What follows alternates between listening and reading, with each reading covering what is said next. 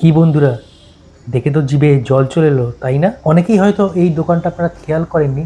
এই দোকানটা কসবা বকুলতলায়, ঠিক কসবা ওয়াইনের পাশে অবস্থিত। দোকানটার নাম কাবাব ও হলিক।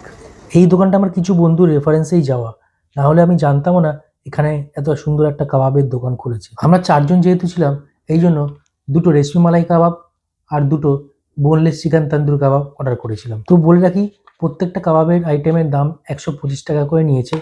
যেহেতু আমরা 4 প্লেট অর্ডার করেছিলাম, এই জন্য আমাদের টোটাল 500 টাকা পড়েছিল। একটু অপেক্ষা করার পরই আমার হাতে চলে এলো বোনলেস চিকেন তন্দুরি কাবাব। তার কিছুক্ষণ পরেই হাতে চলে এলো রেশমি মালাই কাবাবটা। রেশমি মালাই কাবাবটার উপরে চিজ দিয়ে সার্ভ করেছিল, চিজগুলো পুরো মেল্ট হয়ে গেছিলো। দুটো আইটেমই ট্রাই করেছি, খুবই সুন্দর লেগেছে। আমি অবশ্যই রেকমেন্ড করবো, যারা কসবায় থাকেন কি কসবার আশেপাশে থাকেন বা আশেপাশে যদি কোনোদিন এসে থাকেন, তাহলে অবশ্যই এই দোকানটাতে ভিজিট করবেন, খাবেন। আশা করি আপনাদের অবশ্যই ভালো লাগবে।